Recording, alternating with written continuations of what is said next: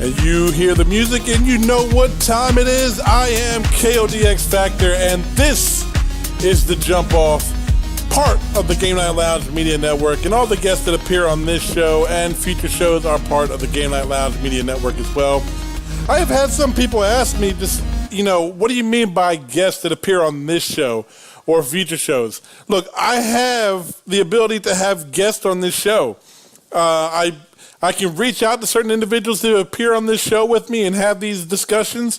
If you, as a listener, want to be a part of one of these shows, just send us an email or send us a message, and we can definitely see what we can do about trying to get you on an episode where we can talk back and forth and have a relatively adult conversation about some of these topics that we bring up. And remember, this show is essentially my thoughts and opinions on certain aspects of the gaming industry and things that are happening and going on around us. So I had a couple of episodes over the last couple of weeks involving my talks about E3, things that I would change, my opinion about all these game leaks that happen to be going on and why all these games are getting revealed by the end of May. And we have another one coming up with Battlefield 5 getting revealed, I think, tomorrow, if I'm not mistaken. Which, to me, again, is why not wait until E3? But I've already cleared the air with my thoughts and opinions on that. But today, I actually kind of want to take more of a serious tone. I kind of want to take more of a serious approach to things. There's a couple things I want to talk about. I'm going to get to State of Decay 2 and my thoughts and opinions on it. The review is coming very, very soon, so make sure you stay tuned to that as well. So I will talk a little bit about State of Decay and my thoughts, opinions on that. But I wanted to take a large chunk today to talk about something that's kind of disturbing to me, to most of America right now, and to most people involved within the entertainment industry, whether that's music, video games, movies, what have you. So I want to take this quick moment and send a prayer and condolences to all the families that have lost somebody in the Texas school shootings over in Santa Fe. Our thoughts and prayers are with all of the victims that were impacted by the horrific act that had happened last Friday.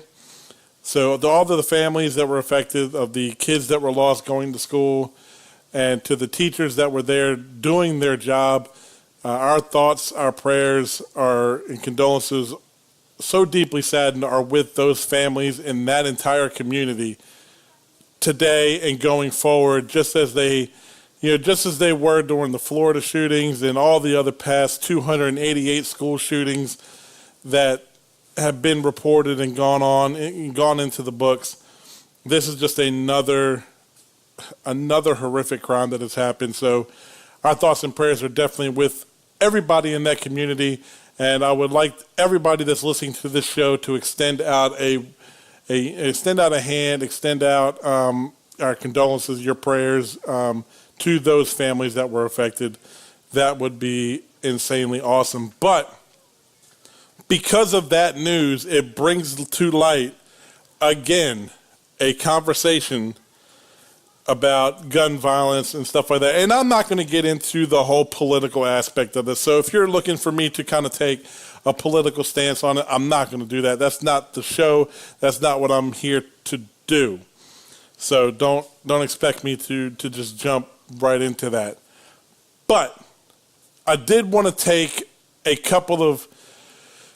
good few minutes here to discuss one of the things that I had heard on the news that's related to this shooting, and that is, again, news outlets, politics, political leaders are starting to take jabs, again, at entertainment mediums.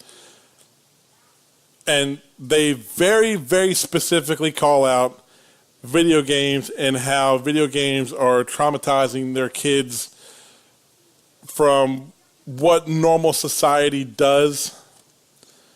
And look, and everybody has an opinion in regards to this. So I'm not here to offend anybody. I'm not here to cast doubt on your opinion. I may disagree with some. I'm not going to hear and throw shade at you for your opinion. If that's your thoughts and opinions on it, you're more entitled to that. You can even share them with me. Share them on our social media sites. I'll be more than happy to get into a dialogue with you and talk about it. Because in all honesty, the only way to fix it is to talk about it. I think most people are trying to find ways to fix it. We should, everybody's like, we should pull guns completely. Is that really, really going to help matters? I mean, I think in all likelihood, there needs to be an open dialogue. There needs to be an open communication. And the one thing that I say that open communication and open dialogue has most certainly got to involve parents. And this ties right into the topic of conversation when it comes to your entertainment medium. I've heard CNN, Fox News, all these news outlets take aim at video games and call out video games. Video games are corrupting the young minds of the youth. I would challenge any of those news outlets and any of the stupid guests that they bring on to try to prove this point to please prove it to me. Because I can point you to 2 published articles where there is not a link between violent video games and sociological behaviors to where they enforce violence upon other people, or gun violence, if you will. One was published by the American Psychological Association back in 2015 that disproved it. And most recently, there was an article that was published, or research that was published by the University of York as late as January 16th of this year.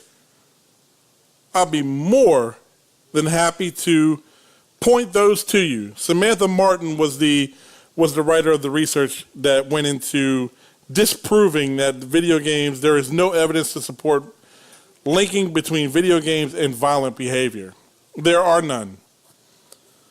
There weren't any many years ago when all this stuff was even around then. I played violent video games when I was a kid. I didn't end up shooting anybody. It didn't turn me into a sociopath. Look, you have to, and here's where it boils down to. The parents are the ones that need to gain control if there's going to be any kind of a solution to this.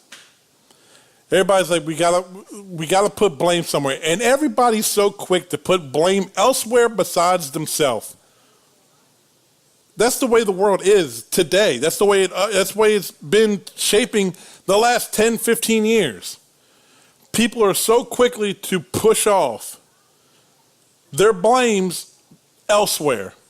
As long as it's not their fault, it could be somebody else's fault and problem, which is the very, very wrong way to look at it. Parents today, and I say this today, many parents today could care less what their kids do as long as it doesn't disrupt their daily life. Let that sink in for just a second. Many parents, I won't say many, a lot of parents do not pay close enough attention to what their kids do, to what their kids say, what their kids post, what their kids access, as long as it doesn't disrupt their way of living day to day. It's the hard truth. It really is. Many people can try to argue that with me if you want to. I'm here to tell you right now, that is I won't say 100%. That is an 85% truth to that. Trust me, I worked retail, especially in the video game industry. I've run movie theaters before. I have seen it way too often, firsthand. If I went into the business of taking statistics, which I have a degree in, if I went into that realm and started taking statistics on people that did that, you would probably be very shocked at the findings. And I don't think they do enough of that. At least they don't do enough of that and then present it to the world in a way that makes it crystal clear where the truth and blame really, really lie. It's one thing to blame parents because they can't secure their guns properly. That's a whole nother argument in and of itself. That's a whole nother blame. My focus is the blame of parents that want to try to be like, I don't understand why he acted this way. I don't understand why he did what he did. Did you really pay enough of close attention to your kid? Honestly. And people so quick want to be like, it's the movies they watch. Do you monitor the movies they watch? I've got 2 kids, the ages of 8 and 6. You know how many movies I monitor that they watch? Every one of them. They don't monitor the music. Nobody monitors the music they listen to. I do. It's not very hard. Matter of fact, on many devices nowadays, there's a thing called parental settings. Do you monitor what they do on the internet? Do you monitor usage? I guarantee you probably don't. I have a password protection on my DirecTV boxes that my kids can't access certain channels without the password. There's YouTube settings. You can monitor what they go to. There's computer settings where you can monitor what websites they even look at. You can use keywords that'll lock your computer up if they type in one of the keywords. There's ways to block it. Video games have this little thing called the ESRB. How many of you even realize that these existed? I worked retail. You'll be shocked how many parents that I talked to didn't even know what those symbols meant. The ratings of games are clearly on the box, on the front, and guess what? The back. The front gives you a rating, whether it's early childhood, E for everyone, T for teen, M for adult, or adults only. And if you flip it around to the back, they give you the same rating again, and then they give you the reasons why it was given that rating. Blood and gore, intense violence, sexual content. It gives you specifics on why it received that particular rating. Folks, when it comes to parenting, it's a lot more, and I know this is kind of going into a whole nother realm here, but listening to the news all weekend long, I couldn't help but keep coming back to the same argument. Parenting is not a matter of just having kids and watching them grow. Being a parent is to shape and mold a child into the way that they can function into society as a normal human being. As a way that they can function in society, become successful, become themselves. They gotta have a direction. Every child, every kid needs a direction. And the only ones that can give them a kind of direction are parents or anybody that's looking over those particular kids. Whether you're a surrogate, whether you're a godparent, whether you're the biological parents, whether you're step parents, it doesn't matter. If you're looking into those kids' eyes, you have a responsibility to steer them in a direction that is positive. If you give them the attitude of, I don't care, you can play whatever you want as long as you get out of my hair. Look, every parent I know can relate has had stressful days, have had aggravating days. Trust me, I have 2 kids. There have been days that I'm just like, oh, not again. Or really? That's what you ask? Or really? How many of you had those really moments? I'm sure you've had a ton. But it does not erase the simple fact of direction. It is needed. Every parent has got to give their kids direction, which means you have got to pay attention to what they listen to, what they watch, what they play. And it's not a matter of just watching what they play. It's a matter of understanding.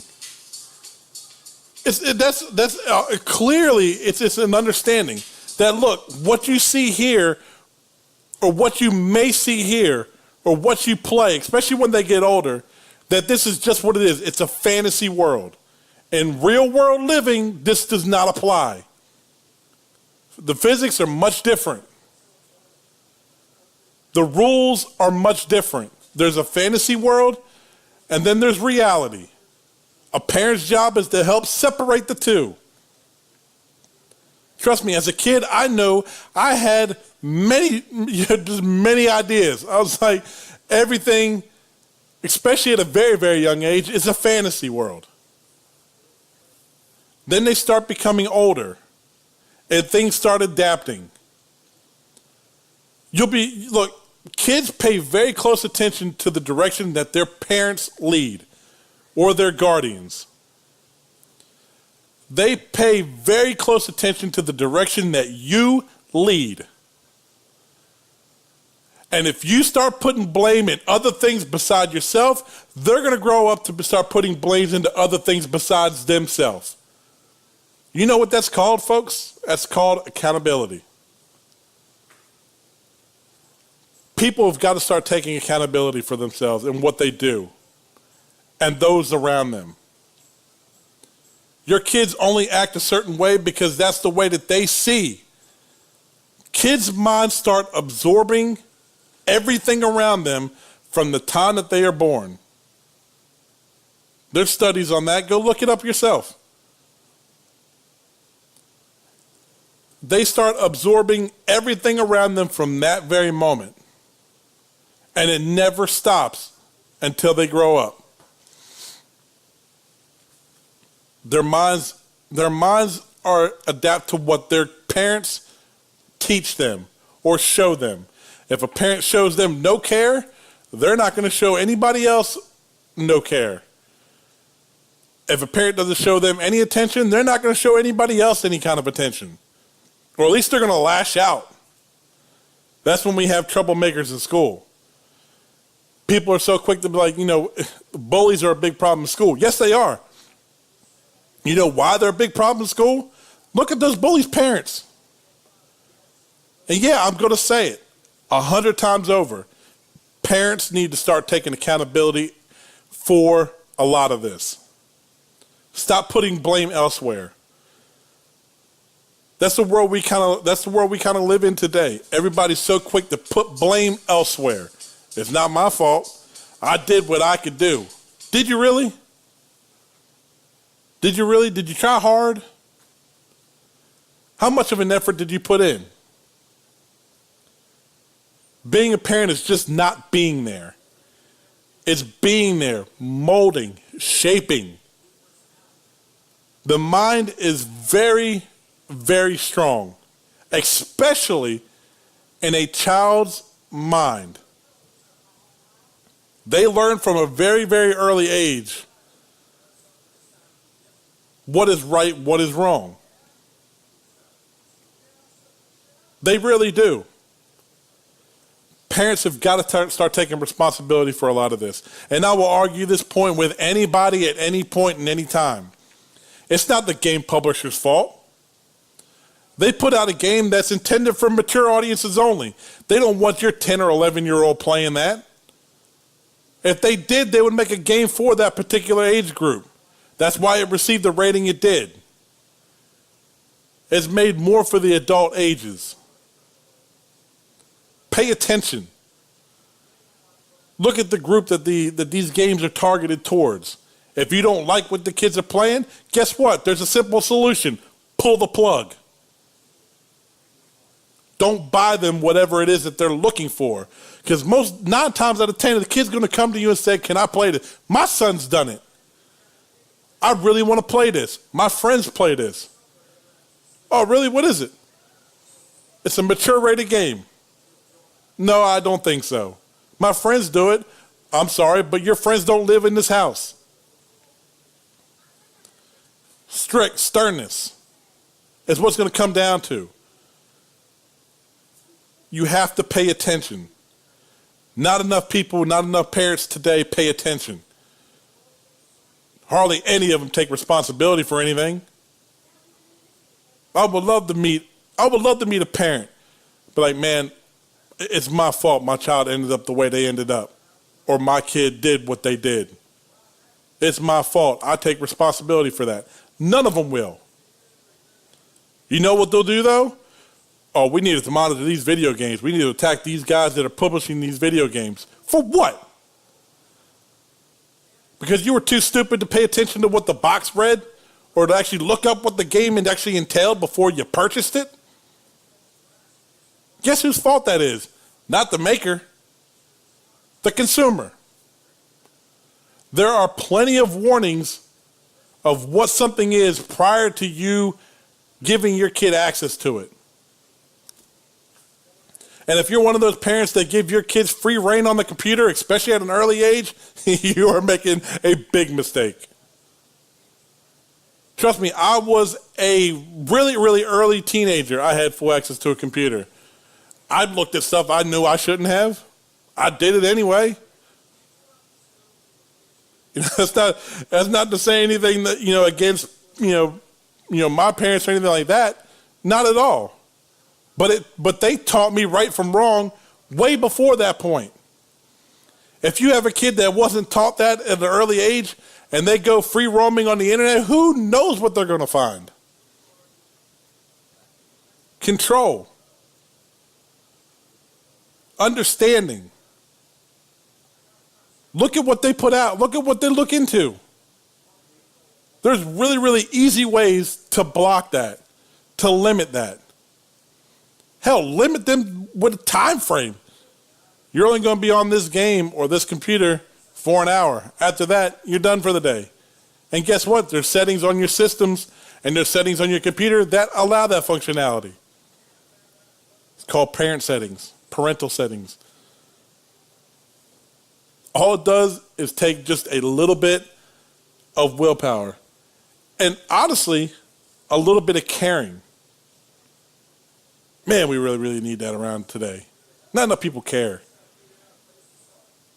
Especially when it comes to the mind of a kid, that is traumatizing.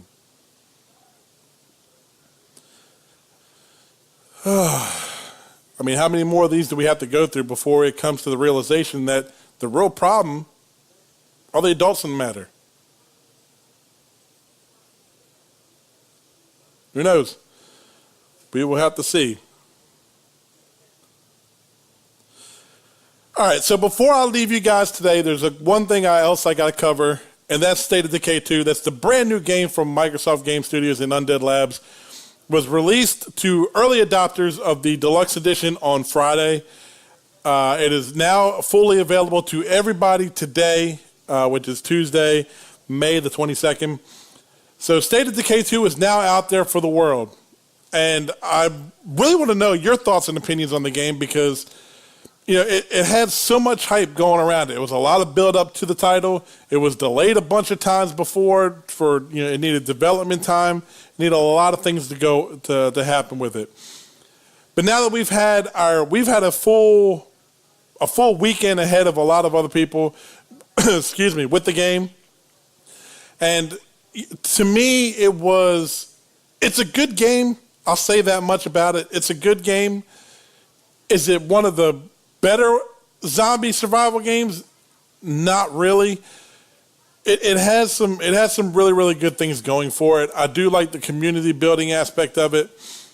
The survival aspect is actually really, really interesting as well.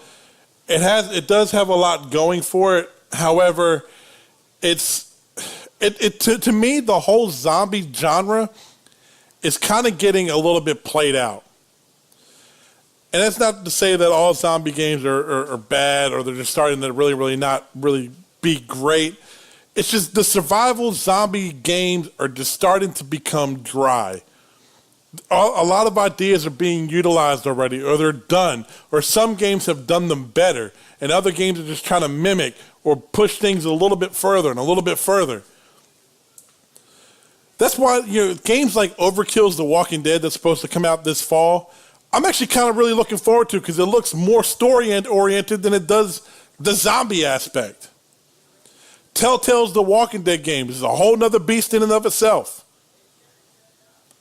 But zombie games like State of Decay, State of Decay 2, Left 4 Dead kind of was the front runners of that. I think that's probably why we haven't seen like a Left 4 Dead 3, just because that genre has become so oversaturated at this point that it's being done over and over and over again. Not only that, the one thing that kind of bothered me is that these special quote-unquote zombies that are in this world are so freaking similar to other zombies in other games. It's so obvious. Look at the different types. You got the screamers. What other games have we seen those in? We got the boomers, the big bloated ones. How many other games have we seen those in? With the same abilities, I might add. The big juggernauts, the tanks, whatever you want to call them, they're in every single game. Then you got your standard zombie. Then you got your crawling zombie who's on all fours. I can count 3 games right now that use these same exact types right now. And Left 4 Dead started them. And a lot of other games are starting to mimic these zombie types. They're in 7 Days to Die. They're in State of Decay. They're in Left 4 Dead. There's variations of them in Dying Light. They're everywhere. To me, this genre has become so dry and so similar to one another that it's starting to become what's the exact word I'm looking for? It's starting to become redundant. And I feel like I'm buying the same game over and over and over again. Don't get me wrong. State of Decay, it's a good game, especially if you play it with friends. Yes, and co-op buddies. There's some really, really good times to have in this game. That's for sure. You have to pay very, very close attention to each character that you bring into your base or your camp. You have to pay very close attention to their skill traits. Otherwise, if you have a whole bunch of people that share the same skills, some things in your base are just not going to get done. You need to vary up your skills. Give everybody equal playing time so that way you can build them up, build their skills levels up. Make them strong in one area and others elsewhere. It helps make that whole base function better. And don't put everybody's main skill into fighting. There are other things besides fighting. Growing food, medical research, building weapons and equipment, fixing cars. Lord knows you're going to have a bunch of cars that are going to be destroyed by the time you get through this game. Have mechanics on hand that can fix those. All kinds of different skill traits for your characters to build up. So, the game itself, it is fun. It's fun to play with other people. We've had, I don't know how many memories and so many laughing moments with people I played with. I've heard some people say the game is boring to play by yourself. I didn't really see that. To me, it's the same either way you go. I've had fun playing by myself. Because you can bring a computer AI partner with you on any mission that you do. So you're not fully reliant on having a co-op partner there the entire time. Your co-op partner is going to be mainly there for, obviously support and to honestly share conversations with while you're going out into the world. That's really what your co-op partner is there for. The stuff that you find in houses in the multiplayer mode, go to whoever opens that loot. Now, loot is divided specifically per person that's in your game. So everybody gets equal share of the loot. And their loot is their loot that they take with them. However, the rucksacks that go to bases, as far as food, medical, building resources, gasoline, that stuff goes to your world. So they can help you gather that.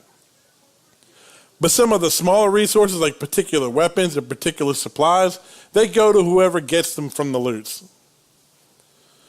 So honestly, it's a way of kind of fighting and hunting together surviving together, but what's yours is yours and what's mine is mine. However, the rucksacks that go to the base construction are for whoever hosts the particular game. And it's really, really easy, seamless, pop in, pop out, co-op functionality. Really, really cool, easy use. It is buggy. I will give it that. It has a lot of bugs to kind of fix.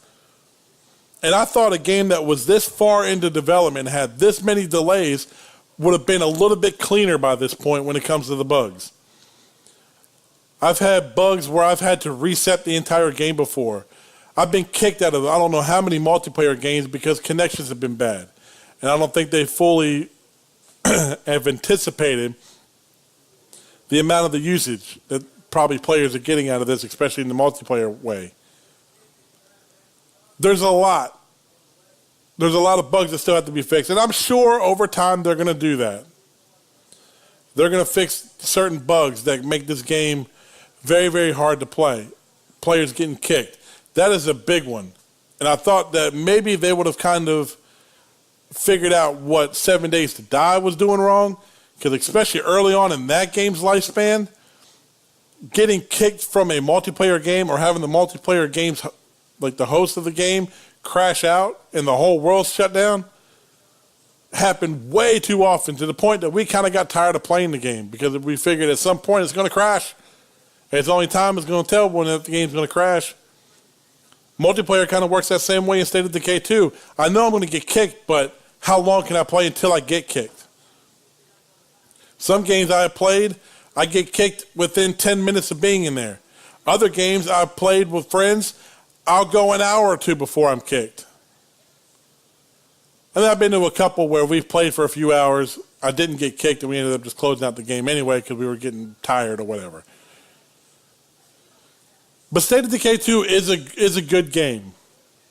And it's not a fully priced game. So I give it that. It knew that this was not a $60 title. It knew that. I give them props for putting it out there at a $30 price point. Is it worth $29.99? Yeah, I guess so. And for those of you that bought the deluxe edition that was $49.99, you got 2 games out of it. The State of Decay right now is going for $20 anyhow. So you really only paid for the regular game plus some extra content for the game itself, and you got another game out of it. So you essentially bought 2 games for the in one disc. Well, you got the disc, and then you got a download code for State of Decay 1. So those of you who have never played a State of Decay game, you have an opportunity now to play both. If you've never played one. So I think it was actually properly priced. I give it that. I think it did a good job on the pricing. I think you're going to attract a lot of players to it. And I think if they keep on building to the game and clean up a lot of things that are going on with it, it's going to be really, really sharp, especially in the future. Early on, it had some problems. And just me personally, I'm kind of getting a little bit burnt out on the zombie survival games that all kind of do very similar things. So that's one of the reasons why I just didn't give it the highest rating ever. And my review is going to be up for it in the next day or two. So just make sure you check us out on YouTube for that. It will be up here very, very soon. So I don't want to give out the score for it just now. Just make sure you check out our YouTube channel at the Game Night Lounge on YouTube for the upcoming review for that. So that's my thoughts and opinions. I just wanted to touch very, very quickly a couple of really, really big topics for me. One of them being State of Decay, and the other one, the really, really sad news in Texas. And again, our hearts and prayers, our thoughts and prayers are with all those families in that community. And just we pray that we kind of come to a consensus on what is really, really going on, so we can put a stop to this, so kids can actually feel safe going to school. But that's my show for today. I want to thank everybody that tuned in and listened. My name is KODX Factor. This is The Jump Off. This is part of the Game Night Lounge Media Network, and all the guests that appear on this show and future shows are part of the Game Night Lounge Media Network as well. Coming up, we do have another Jump Off podcast happening soon. I've got a lot of thoughts and opinions on Call of Duty Black Ops 4. I'm going to cover those in my next episode. I know I have been talking about it, that I wanted to cover it this week, but ever since the tragedy struck on Friday, what I wanted to talk about shifted. So on my next episode, I'm going to cover my thoughts and opinions on Call of Duty Black Ops 4 that just got announced last week, and reasons why I really, really dislike what they showed and in the direction they're tending to take this franchise. But that's going to be next week's show. We've also got some reviews coming up for Detroit Become Human, which launches on Friday. We're also getting Dark Souls Remastered into the office as well. So we have a couple of new titles coming in this week that are going to give us something fresh to look forward to. So make sure you check out our social media page. We are on Facebook at The Game Night Lounge. We are on Twitter at The Game Night Lounge. Or you can check me out personally at KODX Factor. Shoot me your messages. We can get into a discussion about today's topics. You can also follow us on our webpage at the www.GameNightLounge.wordpress.com. And make sure you check us out on YouTube, where this podcast, as well as all of our Let's Play videos and future Let's Play videos, are going to be there as well. We can talk in the comments of any of those videos there if you like. So if you want to comment on today's show, just comment on the video, and I'll be happy to get into a conversation with you. I will be looking for guests to appear on this show as well, so if you're interested in appearing or getting into a conversation or a particular topic, let me know. We'll find a way to get you in and included on one of these episodes. I would love to have that. Fan interaction, nothing better than that. Especially when opinions can get really, really high. It could turn into a really, really cool and deep conversation. But again, that's our episode this week. Thank you guys for listening. I am KODX Factor. This is The Jump Off. And until next week, game on, everybody.